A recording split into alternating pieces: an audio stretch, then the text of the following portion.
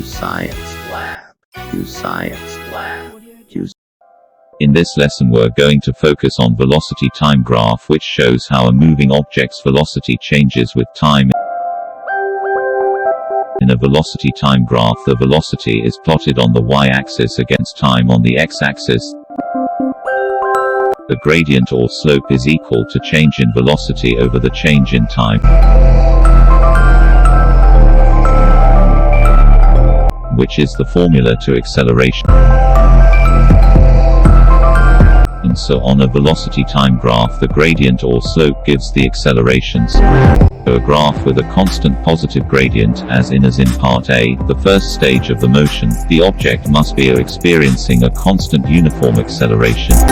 If the graph has a constant negative gradient or slope, such as in part E, the last stage of the motion is constant deceleration or retardation.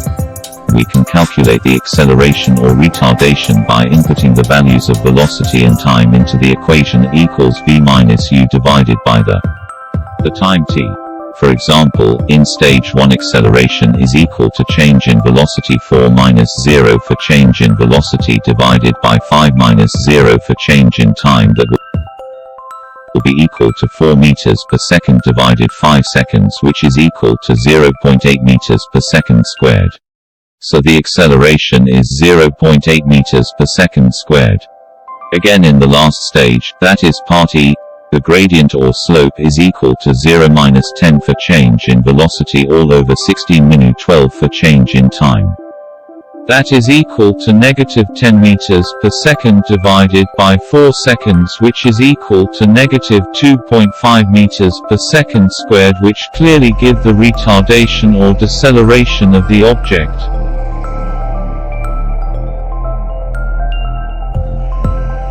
Next, for the flat section stages B and D, the slope or gradient is equal to 0, so the object is not accelerating at all. The acceleration is equal to 0, and this means that the velocity is constant or uniform. It is neither increasing nor decreasing.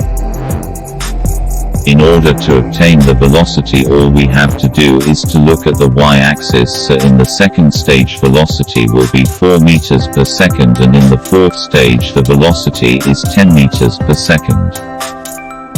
So you can see clearly that at B, the velocity is 4 meters per second, and at D, the velocity is 10 meters per second. These velocities are constant, and hence their graphs are parallel to the x-axis. For curved gradient, as in stage 3, that is part C, it means that the slope is increasing, that is, the rate of acceleration is increasing, and hence, the acceleration is non-uniform or constant for curve. The total distance covered is equal to the area under the curve or graph. Let's demonstrate this with this example. A car starts from rest and accelerated to 4 meters per second in 2 seconds. The car then moved with uniform velocity for 4 seconds. When the brakes were applied, the car slowed down until it comes to rest after 2 seconds. A. Sketch the velocity time graph for the motion of the car. B. Find the I. Acceleration of the car. I. Deceleration of the car. E. Distance traveled in the first phase of the motion. Total distance traveled by the car.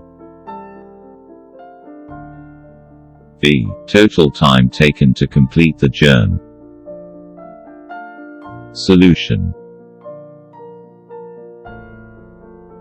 First, draw a vertical line to represent the velocity in meters per second.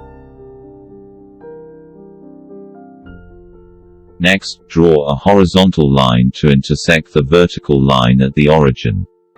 This represents the time in seconds. Next, draw an oblique line, starting from the origin, that is 0, as the car accelerates uniformly from 0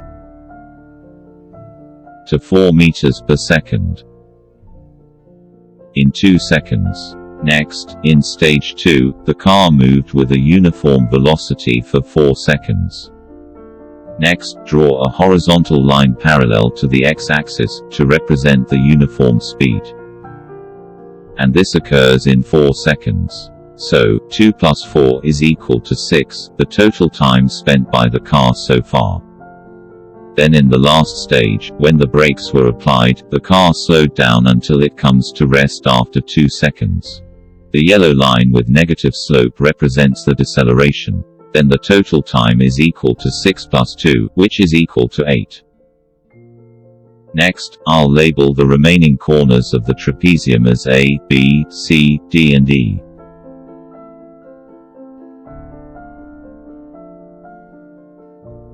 To find the acceleration.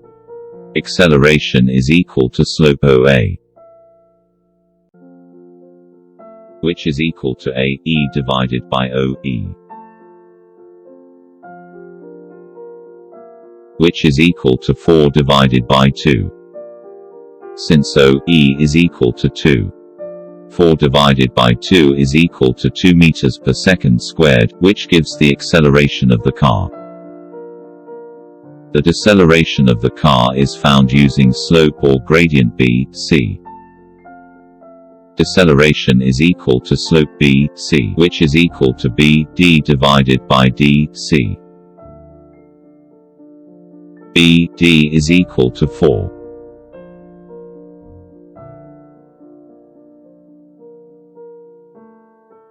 And D, C is equal to 8 minus 6, which is equal to 2.